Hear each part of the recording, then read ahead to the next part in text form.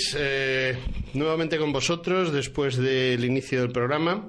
Estamos en el tiempo de entrevista y hoy tenemos a un autor que acaba de presentar un nuevo libro. Y digo un nuevo libro porque es un autor que tiene una trascendencia y un recorrido más o menos largo. Y bueno, tan largo como que más de 20 obras literarias a sus espaldas. Y ese recorrido pues hace que haya cogido ya una profesionalidad en la pluma que solo lo da el tiempo. Y bueno, pues ha hecho un trabajo que a mí me ha llenado de, diríamos, múltiples interrogaciones. Es muy difícil porque es un libro que desde mi punto de vista se centra en una cosa muy concreta, los enemigos del imperio, pero que, claro, abre una cantidad de perspectivas inmensa. Él ha tratado de ir al grano, pero claro, las perspectivas son muchas. Tenemos aquí con nosotros al autor, a León Arsenal, que es un hombre que sonríe según yo estoy hablando. Es decir, este se está enrollando mucho. Sí, me enrollo mucho. Eso es lo que dicen mis oyentes y es cierto, la verdad es cierta. Bien. Buenas tardes, León, ¿qué tal estamos? Hola, muy buenas tardes. ¿Qué tal aquí? Un poquito de calor, quizá. Bueno, pues ya se nos acaba, o sea, que disfrutemos de lo que queda. Bueno, León, ese acento denota que no es usted de Madrid. Sí, soy de Madrid. Ah, es de Madrid, pero ha estado tiempo fuera, ¿no? Pero he vivido bastante tiempo en Galicia. Y ahí se quedó un acento mestizo que hace que sea difícil de distinguir de dónde soy. Muy bien, pues bueno, vamos a tratar de diseccionar su obra porque ese es el cometido de este programa. Es un programa en el cual presentamos libros y los presentamos no en 3 minutos, sino en casi 1 hora. Entonces, León, ¿cuánto tiempo ha tardado usted en preparar este libro? Es una pregunta que se hace a menudo y yo siempre digo lo mismo. Es imposible de evaluar. Porque esto es como si dicen, ¿cuánto tardas en hacer una casa? Pues depende. Si contamos desde que se pone el primer ladrillo, desde que se empiezan a hacer los planos o desde que aparece la primera idea y el primer boceto. Una cosa es la ejecución material y otra el desarrollo, vamos a decir, mental o ideológico de la obra. Y esta obra pues ha estado rondando por mi cabeza tiempo como la mayor parte de la obra literaria que yo tengo, si se me permite la redundancia. Bueno, su obra, por lo que yo he visto, es bastante importante y yo me refería al preguntarle pues cuánto tiempo ha estado rondando esta obra antes de ir al papel, porque al papel yo también escribo, como usted sabe, y entonces yo por lo menos en el papel tardo poco. Donde tardo mucho es en darle forma en la cabeza. ¿Cuánto tiempo ha sido eso? Vamos a darle unos 2 años. Unos 2 años. Aunque, bien, como podríamos decir, protoideas sobre el tema ya rondaban por ahí, pero hasta que cuajó en la idea de escribir un libro sobre, en concreto, los enemigos del imperio, vamos a darle 2 años, sí. Bueno, ¿por qué eligió el tema? Ya sé que es otra pregunta redundante, pero es importante. En este caso es bastante pertinente porque yo opino que hemos llegado al final de un camino en la divulgación histórica. Tiempo en que nosotros llevábamos, no cierto, sino muchísimo atraso en divulgación histórica y también científica y otros campos respecto a lo que ahora se dice en los países de nuestro entorno. Ahí donde los ingleses, los anglosajones en general, los franceses, los alemanes, llevaban décadas y décadas produciendo divulgación histórica, que es el caso que nos atañe, nosotros seguíamos con estos prejuicios rancios académicos de que esto era subliteratura de segunda clase, vulgarización, estos prejuicios de que un ensayo no es bueno si no tiene más notas a pie de página que texto.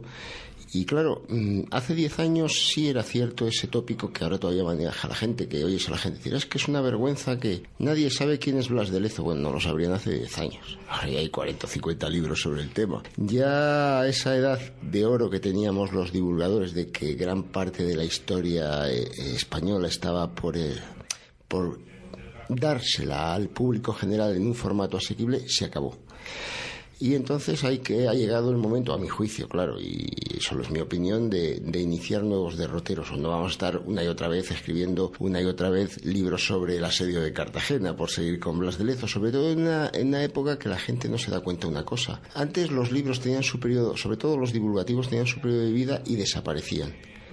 Ahora no, ahora te quedan en los repositorios en internet, ahí tienes a la venta en formato papel y ebook en varias plataformas, con lo cual no era eso de que un señor escribía en 1965 una biografía de Cortés y en 1967 ya no se encontraba y llegaba otro señor y escribía otra. No, ahora todo queda ahí. Entonces esto es explorar nuevos derroteros de la divulgación histórica, porque todo lo demás ya está transitado, por fortuna. Esa idea de la biblioteca global que ha surgido de su pequeño discurso, la verdad es que estoy muy de acuerdo con usted. El gran problema hoy en día es quizás que Internet permite que tengamos a nuestra disposición muchos textos, y sin embargo otros no.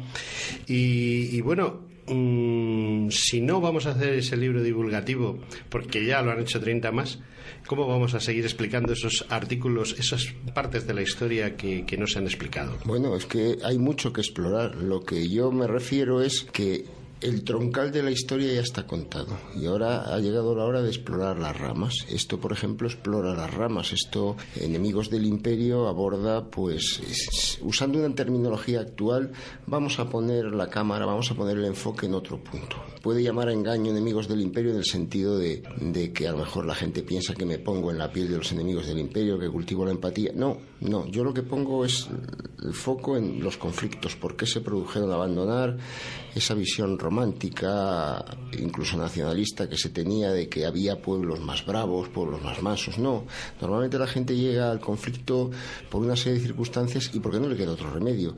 Y los conflictos se enconan pues porque no hay salida. En la antigüedad eran muy típicos las catastróficas guerras entre los pueblos sedentarios y los nómadas, porque los nómadas no tenían dónde volver y los sedentarios no tenían a dónde ir. Entonces la lucha se convertía a muerte. Narro un episodio que es el de la guerra del Tucumán, que enfrentó a los calchaquíes durante siglo y medio con los españoles. No es que los calchaquíes fueran especialmente feroces, ni que los españoles desearan a toda costa las riquezas naturales de los calchaquíes. Es que los españoles necesitaban el Tucumán para poder conectar el Perú, el Chile y el Río de la Plata, o no había conexión en América, y los calchaquíes lógicamente defendían su casa. Ellos vivían en sus valles y si les desalojaban de sus valles no tenían nada. El resultado fue una guerra pues que en el fondo al final llegó a ser una guerra a muerte. Eso es lo que trato de explorar en Enemigos del Imperio, el por qué se produjeron los conflictos y qué produjeron a los contendientes, y también a veces explorar algo que no se ha tocado mucho, que es el efecto carambola de la historia, como un suceso histórico en un lugar, por el efecto de carambolas, acaba teniendo unas consecuencias tremendas en un lugar a veces muy apartado del foco del conflicto. Sí, muy interesante lo que me cuenta, porque no es normal que los historiadores enfoquen la historia como usted lo hace. Yo muchas veces he dicho que el gran problema de los historiadores es que un señor que es abogado se jubila y el día siguiente se pone a escribir historia a partir de lo que encuentra ahora en Internet, antes en bibliotecas, ¿no? Y no le dan un enfoque real, sino que cuentan las cosas y tampoco las valoran, no las sitúan en el lugar. Es el gran problema de la historia, es quizá ese, ¿no? ¿Cómo ha hecho usted para situarse en la piel y en el sitio y en el momento? O sea, son tres valores: piel, sitio y momento histórico de los diversos enfrentamientos que usted cuenta de España, o los españoles, con los que han sido sus enemigos, unos porque han querido serlo y otros porque no les ha quedado otra. Claro, yo resulta que no soy historiógrafo, no soy historiador. Yo soy, en lo que al libro afecta, divulgador. Para mí la divulgación es narrativa, en el sentido de que estás contando una historia y usas muchos recursos de la narrativa. Por ejemplo, desordenar voluntariamente la narración, por ejemplo, no ser exhaustivo. Yo no soy un historiógrafo y por tanto no tengo esa obligación que tiene el historiógrafo de decir salió tal flota y salió tal día y a tal hora y los barcos eran este y los capitanes eran esto y esto y esto, y dar los datos, porque eso es no, yo estoy hablando para el público general y por tanto les estoy contando una historia, les doy los datos pertinentes y los desordeno para mejor llamar su atención. Entonces aquí he querido hacer no simplemente un anecdotario, no simplemente un cajón desastre de Enemigos del Imperio. Tampoco he querido hacer clasificación porque es imposible, pero sí he querido hacer una calificación y entonces voy calificando a los enemigos del Imperio de los que hablo. Por ejemplo, hablo de los traidores, hablo de los renegados, hablo de las teocracias, por ejemplo, el enfrentamiento secular que hubo entre la monarquía universal hispánica, lo que nosotros llamamos el Imperio Español, y el papado, entonces llamado la herencia de San Pedro. También, por ejemplo, narrar la aventura de los escoceses, que trataron de crear una colonia a expensas de los españoles, el caso de los corsarios de Salé, que lo calificó como lo que fueron exiliados. Los exiliados moriscos fueron expulsados en masa. Además, es una historia que yo siempre lo digo y no me canso de decirlo, ha quedado mucho más olvidada que el exilio de los judíos, y sin embargo es más reciente, cómo los moriscos se establecieron en masa en la costa de Marruecos, porque decían que desde ahí olía más a España, que es un detalle conmovedor. Todo eso está muy poco contado, como la chapuza nacional hizo que se deportase un montón de personas que en realidad eran cristianos. Algunos fueron asesinados por no querer ir a la mezquita, lo cual es un destino verdaderamente miserable, ser expulsado de tu tierra por lo que no eres y encima encontrar una muerte en tierra ajena por no querer disimular. Pero estos corsarios de Salé eran moriscos de secano, de hornachos, en Extremadura, que acabaron montando una república pirata independiente y fueron el terror de los mares. Llegaron a saquear Islandia y durante mucho tiempo negociaron con las autoridades españolas su vuelta, la entrega de Salé, y que curiosamente Salé ellos se instalaron en lo que era Salé la Nueva, en el Ribat, que es la fortificación. Ese Ribat daría con el tiempo lugar a Rabat, la capital actual de Marruecos, y ahí siguen viviendo sus descendientes con nombres derivados de españoles. En fin, he querido hablar, por ejemplo, de todas las aventuras filibusteras y las he llamado con buena razón operaciones paramilitares, porque es como la llamaríamos ahora, unos tipos que por su cuenta se armaban y trataban de arrebatar en el norte de Estados Unidos, en el norte de América, territorios al Imperio Español. En fin, he tratado de hacer una calificación que tampoco es exhaustiva, pero que me sirve un poco para dar una guía ideológica, porque aunque yo no tengo nada en contra de los anecdotarios o la simple acumulación de capítulos, tampoco era mi interés. Aquí en este libro hay una base ideológica, y es que es discutible, y por eso yo tampoco soy historiador y me puedo arriesgar más, y comienzo con ella. Cuento que el Imperio Romano, hay un símil que me gusta mucho, se compara con una gigantesca fortaleza asediada. Llega un momento en que a partir del siglo I, donde no hay mar, hay enemigos, y de hecho Roma hace grandes movimientos estratégicos como ocupar territorios o abandonarlos para mejor defenderse. El Imperio Español no tuvo esa suerte. El Imperio Español, si el globo fuera un gigantesco puzzle, el Imperio Español tenía diferentes piezas, y las piezas de ese puzzle eran imposibles de defender.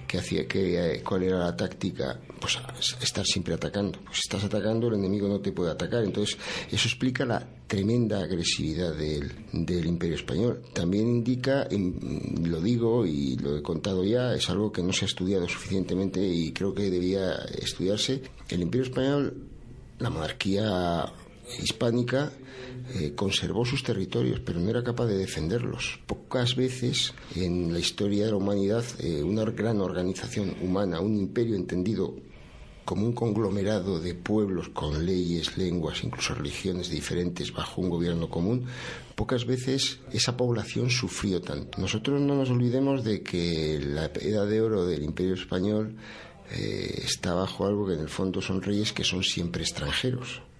Son los Habsburgos, y los Habsburgos son una familia que tienen territorios por toda Europa, y su mentalidad es casi más la del plutócrata, que tiene acciones que de la persona ligada al territorio. Que el eje de ese imperio, que el núcleo, que el corazón fuese España, es otro cantar. Pero la verdad es que los Habsburgo, cuando los piratas berberiscos estaban arrasando toda la costa de Levante al punto de que se despobló, preferían seguir mandando tropas a ayudar a sus parientes en el norte de Europa, al emperador del Sacro Imperio. Claro, eso marcó mucho, y eso conviene estudiar hasta qué punto sufrió la población de Nuevo México, sufrió muchísimo los embates de los apaches y los comanches, y así suma y sigue. O sea, todas las poblaciones sudamericanas sufriendo ataques de los piratas ingleses, de los que estaban indefensos, porque, insisto, los reyes, la cosa cambió un poco con los Borbones, pero con los Austrias los reyes eran respecto a sus propios súbditos muy extractivos. Todo lo que se sacaba se destinaba a guerras en el norte de Europa, que en el fondo no descuidando otros flancos, como era, como el que he dicho, el levantino, donde, en fin, durante siglos eso quedó devastado por las incursiones. De todo lo que me dice, yo estoy sacando una serie de conclusiones. Primero, que casi todos los libros que hablan de los enemigos del imperio se centran en los enemigos europeos, es decir, en Inglaterra, en Francia, incluso en el propio Estado del Vaticano, aunque no se llamase así en los estados pontificios en ese momento. Y usted me está hablando de muchos otros enemigos pequeños, pero que muchos enemigos pequeños sumados a lo mejor son más complicados que la propia Inglaterra, ¿no? No eran tan pequeños. De hecho, no hablo de, o sea, pasan porque tienen que pasar, pero no trato las otras, llamaríamos ahora potencias globales. No entro a hablar de Inglaterra, no entro a hablar de Francia, no entro a hablar de los otomanos,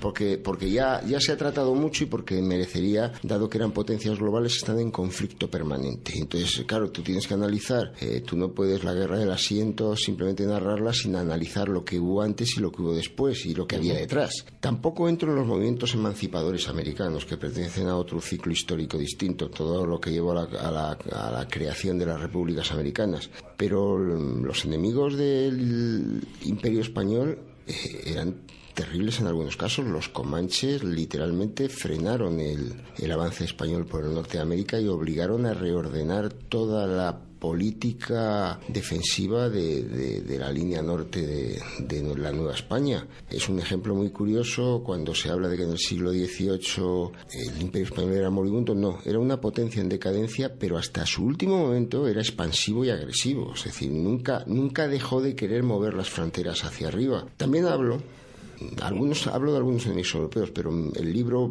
recorre los 4 siglos y recorre todos los puntos del globo. Hablo de la expedición contra Borneo, donde se intentó abrir una cabeza de puente en el fondo fuera a lo bestia, si se me permite la expresión, a través de un rey títere. Hablo de los piratas de Salé asentados en África. Recorro realmente todo y no me olvido de España, que España siempre ha tenido un enemigo terrible, como la mayor parte de los imperios, que son las oligarquías internas. Y por oligarquía defino como enemigo aquella que antepone, aquel grupo, normalmente ligado por intereses, incluso al final por sangre, que antepone sus intereses a los de la nación o a los del Estado, o como se le quiera llamar, y si es preciso le perjudica con tal de mantener sus privilegios. Actualmente sufrimos ciertos oligopolios que no mencionaré, pero que están en boca de todo. Pero por ejemplo en tiempos del siglo XIX fueron la sacarocracia cubana y luego los que usó para combatir a la sacarocracia cubana, que eran los negreros y los indianos, que eran verdaderos mafiosos que subordinaron los intereses y que de hecho fueron los que apretaron hasta que en España no se abolió hasta muy tardíamente ese negocio vergonzoso que fue la esclavitud, aunque de hecho España había firmado en 1814 un tratado de abolición de la esclavitud, que fue el momento en que aparecieron los negreros, que eran los traficantes ilegales, y que lo que hacían era, cuando llegaban a Cuba, daban un duro de soborno al capitán general por cada esclavo que metían. Así se hizo rico Tacón, así acusaron siempre a O'Donnell de haberse hecho rico, y en fin, pues así se escribió la historia española. Yo soy de los que piensa, y eso me lleva a que, aquí tenemos un problema. Cada vez que se habla de España hay gente que le da urticaria, pero cada vez que se sacan los defectos también hay gente que le da urticaria. Yo soy de los que piensa, y lo he dicho muchas veces, que no hay el mayor baldón de Europa fue llevar el colonialismo extractivo y la esclavitud a todo el mundo. La mayor gloria de Europa fue precisamente luchar para abolir todo eso. España tuvo muchos baldones, pero también superó todo eso. España fue siempre un país ilustrado en el cual, aunque había administradores locales que podían ser rapaces y crueles, como ahora, pero su doctrina de Estado nunca fue partidaria de ciertas cosas que otros países aplicaron alegremente, como por ejemplo el exterminio de poblaciones enteras o la reducción a la servidumbre. Es decir, aquí nunca se dieron episodios de cosas como lo que pasaron en el Congo belga. Hubo exterminio de población, reducción a la esclavitud, pero insisto, fueron administradores locales crueles que normalmente, cuando fueron descubiertos, fueron castigados. El propio Colón fue a prisión no por la codicia de los reyes católicos, o también, pero el motivo por el que fue a prisión es porque era un depredador que él y sus hombres maltrataban a los indios. Eso hay que recordarlo. Entonces, la historia o nuestro pasado, porque ya ahí digo que el pasado no existe, que lo que existe es la historia. Por eso el pasado está ahí, pero la historia cambia. El que ayer era un héroe ahora es un villano, y el que antes de ayer le levantaban estatuas hoy se las tiran. Y la historia se escribe así. Y bueno, pues los datos tienen que ser los datos, y luego cada cual que saque sus conclusiones. Pero lo peor que se puede hacer es ocultar los datos debajo de la alfombra. Eso es indigno tanto para un historiador como para un divulgador. Me llama la atención todas las cosas que dice, porque muchas cosas coincide conmigo, y también coincide con autores que hemos tenido recientemente aquí. Por ejemplo, el autor del Navío el Glorioso, que estuvimos hablando de algo parecido a lo que usted acaba de comentar. En España lo del contrabando es una cosa muy típica, y es tan típica que había contrabando. El propio rey de España hacía contrabando al Estado español, a la Hacienda española, porque parece ser que en Cuba era donde se preparaban los envíos de plata y oro para España, y se falsificaban los envíos por orden real, es decir, había un trasiego ahí de divisas que se quedaban aparte y que llegaban directamente al rey y que no figuraban por ningún sitio, que luego él dispondría como fuese. ¿Eso significa que quizá los mayores traidores son precisamente los que dirigían el propio imperio? No, bueno, otra cosa es la cúpula más alta, pero se reprodujo un fenómeno que se da ahora quizás en España, aunque ya estamos entrando en un terreno un poco resbaladizo, pero España, según los baremos, es un país poco corrupto.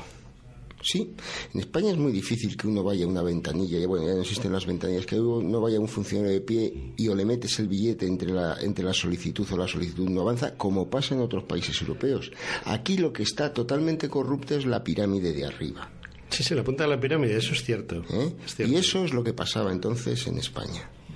España, y vuelvo a decir, aunque sea impopular, lo que conocemos como España, que es parte de la hispanidad por una razón. España era parte del Imperio Español, insisto, parte nuclear, parte el eje, el alma, pero era parte y como tal se la consideraba. Y las élites eran muy corruptas, estamos hablando del duque de Lerma, creo que es, no quiero equivocarme, donde fue el primero en dar el gran pelotazo inmobiliario de la historia española. El tipo compra un montón de terrenos en Valladolid y consigue que se mude la capital a Valladolid, y cuando se ha mudado compra a la baja aquí un montón de cosas en Madrid y consigue que vuelva y se forra. Estamos hablando de Felipe III. Claro, estamos hablando de élites profundamente extractivas, al lado de también alta nobleza que se arruinó, se arruinó por el país, porque claro, a eso le unimos una profunda ingratitud por parte de los reyes en general. O sea, pues un tipo se podía arruinar y luego no ver ni un duro de lo que había adelantado, con lo cual también eso animaba a saquear por si acaso. Pero aquí tenemos el olivar de la Hinojosa, que todo el mundo conoce, pero no sé si todo el mundo conoce que era el olivar de Hinojosa. Hinojosa era un contador del ejército español que robó lo que no está escrito. Y cuando se jubiló compró el olivar, y cuando ya descubrieron el tema y decidieron encausarle, el tipo ya estaba muerto, que ese es otro de los grandes problemas, es otro de los grandes enemigos del imperio y de España, la maldita lentitud de la justicia al proceder. Pero bueno, yo no creo que había corrupción como en todos lados, pero insisto que ahí el que manejaba todo el cotarro del tráfico inmoral, indigno, inhumano de esclavos a Cuba era el capitán general de Cuba, la máxima autoridad en Cuba. No eran los curritos, no eran los soldaditos, era el capitán general. Entonces, claro, a partir de ahí toda la pirámide se corrompe, pero la corrupción en España, la gran corrupción siempre ha venido de arriba, no de abajo. Y de hecho, pasada la época, que es otra cosa que está poco divulgada, pasada la época de la conquista, donde es a lo salvaje, donde son los tipos que van ahí a hacer, bueno, pues rápidamente para gestionar ese imperio pasa lo que en todos los imperios, se genera una gigantesca burocracia donde todo tenía que estar documentado. Llega a ser una burocracia exhaustiva que nada tiene que envidiar a los chinos, por eso tenemos tanta documentación, la que en tiempos de la primera mitad del siglo XX no se comieron las ratas o no se quemaron en guerras civiles y tal, pero esa burocracia podía llegar a ser esperpéntica. O sea, está el famoso caso, que yo no me cansaré de repetir, de que cuando Elcano y sus llevan 15 o así hombres, no llegan más después de dar la vuelta al mundo. Llegan medio muertos o 6 octavos de muerto. De lo primero que le dicen es: usted consignó tantas toneladas de especia y ahora faltan 400 toneladas. ¿Qué ha hecho con las malditas toneladas? Claro, tipo, podía haber hecho como el gran capitán, pero quizás no estaba en una situación de tal fortaleza como él. Entonces les dijo, razonó y les dijo: mire, yo la especia la embarqué verde y en el camino se secó y las cosas secan, pesan menos. Pero lo primero que te piden es cuentas. Malespina da la vuelta al mundo y le premian metiéndole en Chirona. Y entonces podía llegar a ser una burocracia como la de ahora. O sea, si iba por ti, por algún lado te pillaban siempre. Entonces, yo creo que, aunque la burocracia fue un problema, y desde luego, y las malas decisiones, y la torpeza, y la inutilidad, hay que tener en cuenta que eran otros tiempos, que muchas veces la gente ocupaba posiciones de mando en razón de su sangre, no de su capacidad. Estamos hablando de un Estado tan desagradecido que hubo una época donde a los oficiales no se les permitía casarse si no podían acreditar suficiente fortuna. Eso era la mala uva de que si encima te mataban no querían pagarle pensión a la viuda. Entonces, claro, cuando ves unos reyes tan desagradecidos, pues no entiendes por qué pudo funcionar esto tan bien. Sí, es curioso, ¿no? Pero porque el español, mi experiencia personal es que sale de todos los atolladeros por difíciles que sean. Y yo quería hacerle una pregunta respecto a dos preguntas, pero primero a una. Es que las relaciones institucionales españolas con su población son muy diferentes a las de los países anglosajones. Los anglosajones básicamente tienen colonias, las 13 colonias que dan lugar a Estados Unidos, pero España nunca oficialmente consideraba a los territorios conquistados como colonias, sino que oficialmente aparecían como provincias y como tal se trataban. De hecho, Cuba, por ejemplo, cuando obtiene la independencia, es una provincia, o Puerto Rico es una provincia. ¿Somos los españoles diferentes? ¿Somos los españoles más dados a mezclarnos con esa población que ha sido enemiga nuestra y que acaba incluyéndose?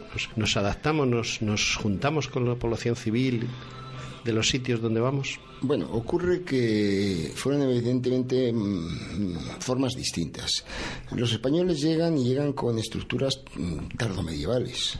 Y lo que hacen es la conquista, porque además es una conquista ideológica, es decir, los españoles se sienten legitimados para conquistar todo el mundo, y los portugueses. Y lo que hacen es establecer virreinatos, y desde el principio los indios son súbditos de los reyes. Y es más, durante algún tiempo los... De lo que hemos hablado anteriormente, veo dos cosas que me interesa preguntar y que creo que, aunque están en parte aclaradas en el libro, pueden ser interesantes. Una de ellas es que los anglosajones conquistan, o sea, ellos crean colonias como las 13 colonias de los Estados Unidos, y los territorios que pertenecen a su imperio pues están catalogados como tal, o sea, son territorios que ellos han conquistado, que han convertido en colonias, de los que extraen lo que pueden, y además tratan a la gente que vive en esos territorios como seres colonizados, mientras que los españoles, si bien en un principio la conquista puede ser tan brutal o ideológicamente o físicamente o bélicamente, como queramos decir, pues en cuanto la conquista se hace efectiva y el español se siente los pies sobre la tierra que acaba de conquistar, el español empieza a confraternizar rápidamente con la población civil de la localidad, y tarde o temprano,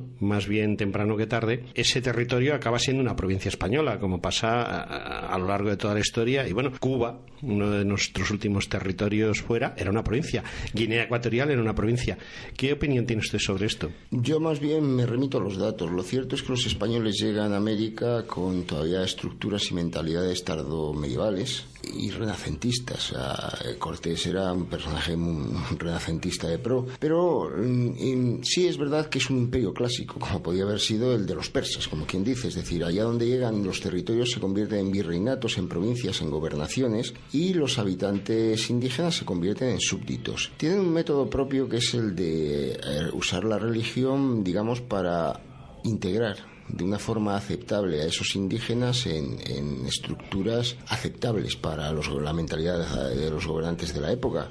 Eso a veces llega a grandes conflictos, porque hay momentos en los que, por ejemplo, en el Paraguay, lo que son los colonizadores españoles chocan con las autoridades porque, claro, están exigiendo que sometan a servidumbre a los indígenas, que les arrebaten tierras, cosa a lo que se oponen las autoridades. Los franceses, los ingleses llegan con una mentalidad más, vamos a decir, diferente. Crean colonias. Y una colonia es básicamente que es un lugar que produce materias primas y es dependiente de la metrópolis, que es el que le suministra los productos. De hecho, así se mantendrá, y la gran rebelión de las colonias americanas es porque la situación era insostenible.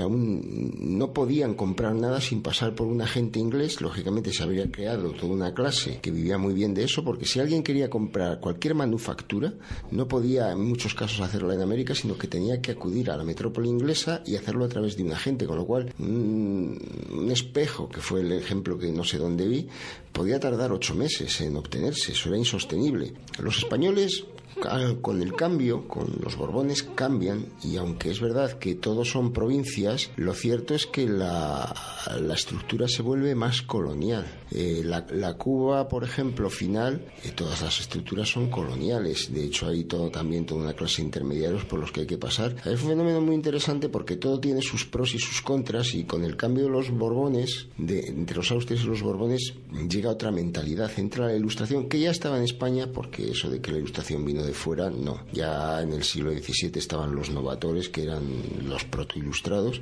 Pero, por ejemplo, se ve en la frontera norte. En la frontera norte hay un episodio en el cual los franciscanos se empeñan en crear una misión muy avanzada en territorio apache, y además el que lo lleva se empeña en que el fuerte esté a 5 kilómetros de la misión. Resulta que un día llegan los comanches y matan a todos los curas sin que los soldados puedan hacer nada. Bueno, en ese momento se presenta un alto cargo militar y dice que eso se acaba, que la frontera responde a necesidades militares, no a necesidades de evangelización. Que se dejen de historias. Que la frontera reordena, no sé si es el Marqués de Rubí en su inspección. La inspección entonces podía durar 18 meses, lo cual no es un viaje de fin de semana. O sea, cuando te daban un encargo de esos, en fin, era porque además fue toda una expedición con ingenieros, con dibujantes, con tal, para evaluar cómo estaba la frontera norte en la Nueva España. Fue un viaje desde las costas de California hasta la Luisiana. Bueno, eso implica un cambio de mentalidad. O sea, antes todo era reducciones, misiones, no. Llega un momento en que los españoles deciden, por ejemplo, en el caso de los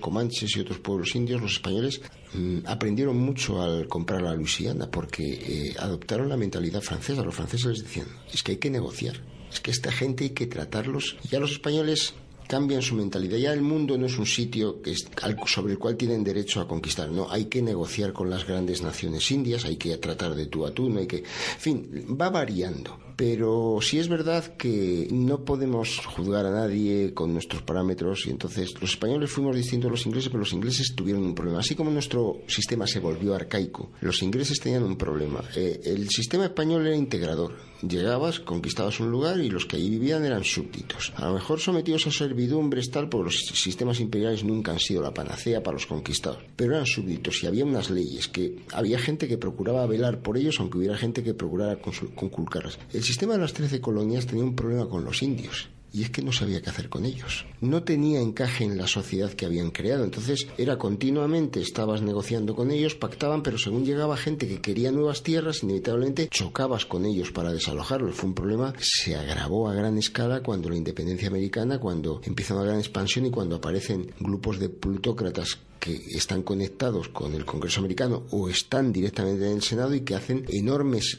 operaciones especulativas en el área del Mississippi, que significa que parcelan para instalar blancos, pero claro, parcelan territorios que son indios y se producen grandes guerras indias, porque lógicamente nadie deja que le saquen a palos de su casa. Pero es que cada sistema tiene sus dinámicas y lleva a veces a lo que cuento en el libro, a sus conflictos, porque esas dinámicas no te llevan más que al conflicto. Hay una cosa que me llama la atención en estos conflictos, precisamente en América del Norte, y es que las fuerzas españolas que mantuvieron dentro de de lo que pudieron, esa confrontación con las grandes tribus indias como los apaches, por ejemplo, que estuvieron en una confrontación continua en la que los españoles trataban de subir la frontera y los apaches incidían directamente sobre México, las fuerzas españolas eran mínimas, eran escasamente 2-3 compañías, nunca había ni siquiera un regimiento, lo que se entiende por un regimiento completo, mientras que los norteamericanos obtuvieron casi peores resultados y ellos echaron en el asador muchos miles de soldados de casacas azules, como decían los indios, ¿no?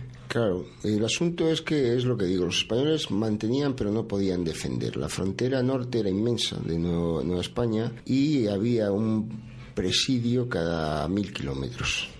Y a lo mejor ese presidio contaba con 100 hombres. Entonces ahí lo que los españoles desarrollaron fue uno de los quizás mejores cuerpos de élite que han existido jamás, que fueron los dragones de Cuera, que eran unos tipos que eran jinetes, que llevaban 5 caballos de remonta para mayor movilidad y que entonces lo que lanzaban eran golpes devastadores contra los indios. El gran enemigo fueron ahí los comanches. Los comanches, cuando llegan a las grandes praderas y se convierten en un pueblo montado, llegan a ocupar un territorio parecido a toda España. Y claro, sus ataques son una frontera donde hay un puesto cada 1000 kilómetros. Eso es muy permeable. Entonces, eso es insostenible.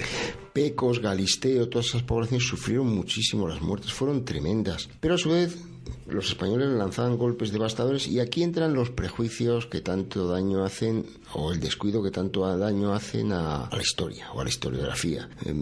Uno consulta libros escritos por norteamericanos o por historiadores radicados en Norteamérica y, por ejemplo, dicen que, claro, los españoles en esa época no solo eran capaces de lanzar golpes bastante sangrientos pero ineficaces. Pero claro, yo que soy de ciencias me siento a hacer números. Por ejemplo, un ataque creo que fue el gobernador Cachupín o uno de estos, pilló a los indios comanches y les mató a 350 guerreros. Eso es lo que ciertos historiadores dicen, es un golpe ineficaz. Dices, ya, pero ahora vamos a echar números. ¿Cuántos guerreros había, no? Exacto, era un pueblo nómada. Era un pueblo nómada que eran 8 o 10.000 personas, porque es lo que te da la caza del búfalo de sí. ¿Qué pasa? Que claro, si eran 2.000 guerreros útiles y te mataban 350, te habían matado al 15% de los hombres útiles. Es un buen palo, sobre todo cuando vives de la caza. No eran tan ineficaces los golpes y de hecho los españoles acabaron haciendo las paces con los comanches empezaron a pedirles que montaran puestos y les enseñaran la agricultura. Fue cuando empiezan a entrar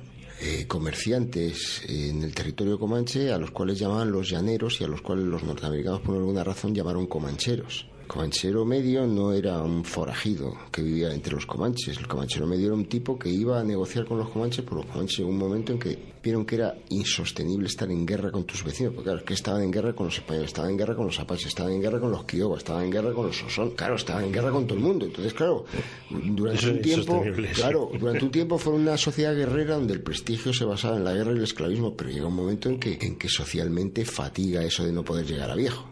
Sí, de todas maneras los españoles hicimos algo, yo creo, importante, porque no había caballos en América. Entonces nosotros convertimos a unos pueblos que iban andando y que luchaban de una determinada forma en unos pueblos mucho más móviles. Sí, hicimos un pan con 2 tortas, la verdad, con eso. Lo cierto es que eso es una de las fábulas estúpidas, esto de que a los españoles se les escaparon caballos, que se les escaparon. Y pasaban los indios y dijeron, anda, caballos, y los domesticaron. No, los indios... Supongo que se los entregarían voluntariamente y les enseñarían. Exacto, porque no solamente les dieron los animales, sino que les enseñaron los secretos de la doma, la monta. Los españoles se lo dieron a los navajos. Los navajos se los dieron a los yute. Y los yutes se los dieron a los comanches, que en realidad es una tribu que apareció a principios del siglo XVIII como una escisión de los sosones, que esa es otra. Ese mito cuando sale el apache de sabiduría inmoral, pero si los apaches aparecen en el siglo XVII y desplazan a otros pueblos que había y los españoles lo documentaron. Los comanches después se mueven hacia el este y acaban en las grandes praderas. Y ahí cada vez van cogiendo más caballos y de hecho muchas de sus guerras con los españoles es para conseguir más caballos. Y llega un momento en que, porque claro, es que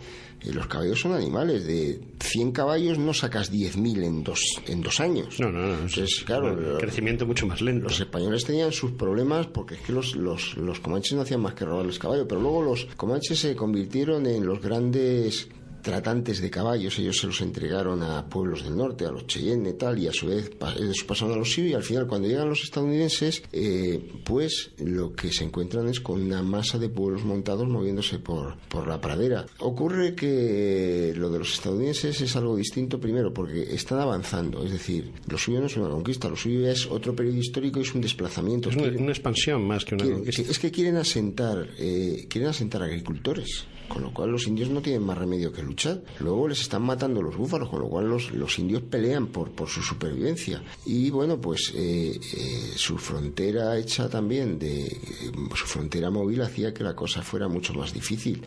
Realmente es que los españoles no tuvieron nunca la estúpida intención de plantear batalla a los comanches. Los españoles no salían en plan machote, vamos a pelearnos, porque probablemente nos hubiera pasado lo que a Custer. Porque claro, te metes en un territorio inmenso que el enemigo conoce y que tú no, y donde el enemigo es terriblemente móvil. Lo que te puede pasar fue lo que les pasó en su día a los persas con los escitas y tal, que un bárbaro al que desprecias te rodea y con sus flechas te funde. Entonces los españoles estaban donde estaban y lanzaban contragolpes, pero nunca se les ocurrió decir, ¡hala, vamos a mandar 2000! Entre los casos, pues los tenían, ¿no? Claro, sí. De hecho, alguna vez que mandaron 300 acabaron caneados, porque una vez que tras la matanza que acabo de contar, que se me ha ido de la cabeza cómo se llamaba el lugar, porque estas son las cosas que pasan, los españoles mandaron una gran expedición a castigar, y sí, en un primer momento pues sorprendieron a los indios. Los indios no eran de los que vigilaban mucho sus espaldas, los sorprendieron y los masacraron, pero en vez de volverse, que era lo que hacían los españoles, vale, ya te da un palo y me vuelvo, pues lo que hicieron los españoles fue seguir, y al final les acabaron pegando una paliza en la cual tuvieron que abandonar 2 cañones, que bueno, eso en aquellos tiempos era una pérdida militar terrible, porque claro, estamos acostumbrados a los tiempos de usa y tira, pero entonces fabricar todo era muy caro, y 2 cañones, la pérdida de 2 cañones para las tropas de frontera que nunca recibían a tiempo suministros, pues era un verdadero desastre. O sea que fue otro momento histórico, fueron otras tácticas, porque se buscaba otra cosa. Los españoles no tenían la loca intención de en las praderas de los comanches asentar colonos. Hubiera sido una locura, hubieran acabado todos muertos. En cambio, los estadounidenses vivían bajo su propia presión y sus propias dinámicas, y así eso tomó un cariz muy distinto. Podemos comparar ya sé que me voy mucho, pero podemos comparar esa conquista del oeste con la conquista del espacio vital que planteó Adolfo Hitler en la Segunda Guerra Mundial. No. La conquista del oeste corresponde a un momento histórico que es el de el nacionalismo y el expansionismo. Sus parangones son, por ejemplo, la conquista del desierto argentino, que supuso la extinción de los indios de la Patagonia, la gran expansión Rusia por Asia Central, donde los cañones rusos por fin acabaron con esa hegemonía que durante siglos habían dado la caballería y la movilidad a los genghis-cánidas, con la propia expansión japonesa, que tras siglos de no interesarse por su isla más al norte, no sé si es Hokkaido, de repente se expanden por ahí, arrinconan a los Ainu, que habían vivido tranquilamente ahí sin que los japoneses se molestasen en molestarles. Es una época imperialista, es una época de conquista, y a eso pertenece. No hay una, o sea, la extinción es una consecuencia lógica. Yo quiero eso y esta gente me molesta y me la mato.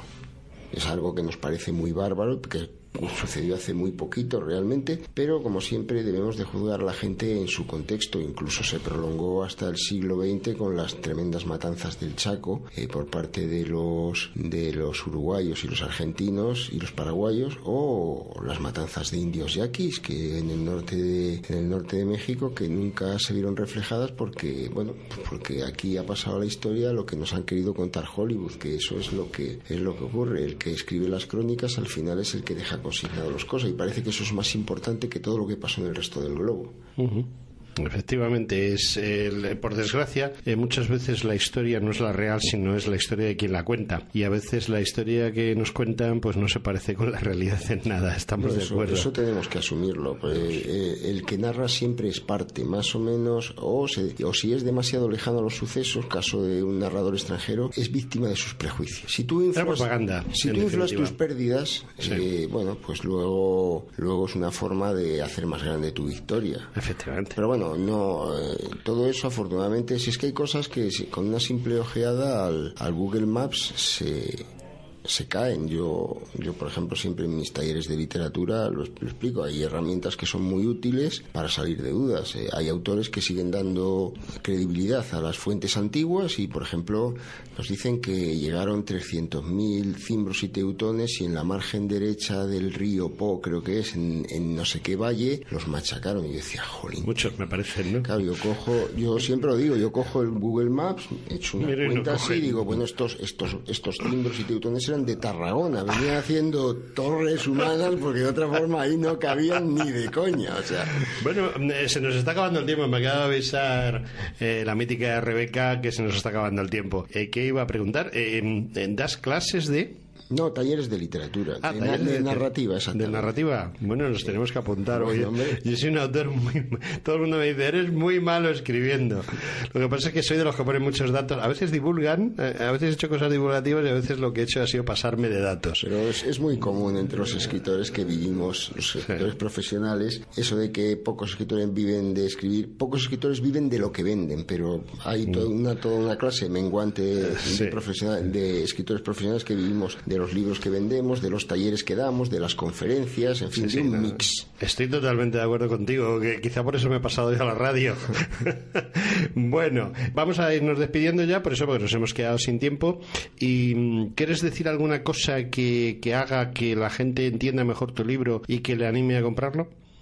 Bueno, quiero explicarles que las cosas no fueron inevitables, que las cosas ocurrieron por una serie de factores, entre los cuales está muchas veces el factor humano. Sin el empecinamiento, la cobardía o la codicia de tal personaje no se entiende a veces en los derroteros de la historia. Y también que las cosas tuvieron consecuencias y que a veces muy lejos de donde sucedieron y que curiosamente, y como podrán comprobar, a veces se prolongaron en el tiempo como pedradas en un estanque hasta que las olas llegaron a la orilla que es nuestra actualidad. Eso es algo que conviene explorar porque la historia no es una suma de cuantos aislados, sino es un continuo que se va prolongando hasta llegar a nosotros. Bueno, pues hemos llegado ya al final. Agradecer a nuestro amigo León Arsenal que haya venido aquí a explicarnos cosas, a contarnos cosas que a lo mejor en el libro no veríamos, esas anécdotas y esas explicaciones de algunas cosas. Y bueno, pues nada, que sepáis que hay un libro de la editorial EDAF que se presentó la semana pasada, que tiene 313 páginas, número curioso, el 313, no es el del diablo, pero tiene una simbología también, supongo, y bueno, yo estoy sorprendido y agradecido, porque cada 15 días traemos a un autor, como sabéis, para que hablar de un libro, y lo que me ha llamado la atención es que, y creo que le ha llamado la atención también, que yo lo miraba inquisitivamente, no era inquisitivamente, es que es raro que uno pueda aprender tantas cosas con unas palabras tan justas y certeras como las de León. Me ha gustado tanto su disertación que le emplazo, palabra que ya apenas se usa, a que regrese con nosotros y que en vez de hablar de este tema hablemos de otros que seguro que tenemos temas de historia que podemos hablar con él. Me ha gustado mucho la entrevista. Me despido de ti y te emplazo. Muy bien, pues entonces hasta la próxima y no simplemente hasta luego. Bueno, pues hasta la próxima, un mes o 2 meses como mucho. Antes de final de año te quiero volver a ver por aquí, si quieres venir, por supuesto. Por supuesto, encantado. Pues tú decides el tema, o sea, eso no lo hago con todo el mundo, eso de tú decides el tema. Y bueno, pues de verdad, he aprendido muchísimas cosas contigo, ¿eh? Muy bien, muchas gracias. A ti por venir.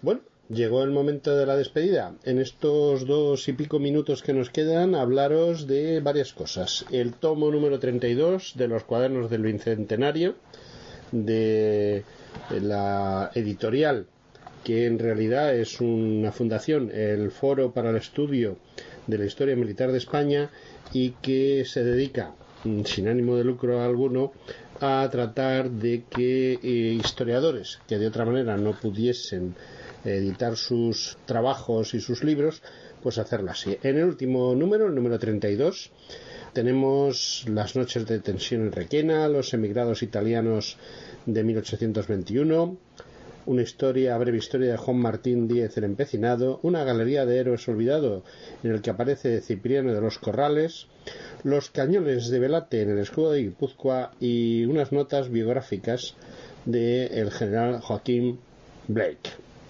Por otro lado, recordaros que dentro de unos días se va a producir la Militaria, como todos los años, en la primera semana de noviembre. Y si volvemos otra vez a retomar libros, pues comentaros que la editorial La Espada y la Pluma está liquidando parte de sus fondos a unos precios verdaderamente interesantes. Si queréis información podéis llamar al 654 50 30 17, 654 50 30 17, o bien mandar un email solicitando información a info@laespadaylapluma.com. Y bueno, pues prácticamente damos por finalizado el programa del día de hoy. Queridos amigos, esperamos estar con vosotros, Dios mediante, el próximo miércoles de la semana que viene, en el que os traeremos otro interesantísimo trabajo, en este caso sobre la península de Florida y sobre todo lo que significa la conquista de la Florida por parte de Menéndez de Avilés, ese gran hombre que fue un hombre del Renacimiento y como tal hombre del Renacimiento actuó. Bueno, muchas gracias por todo y hasta la próxima semana.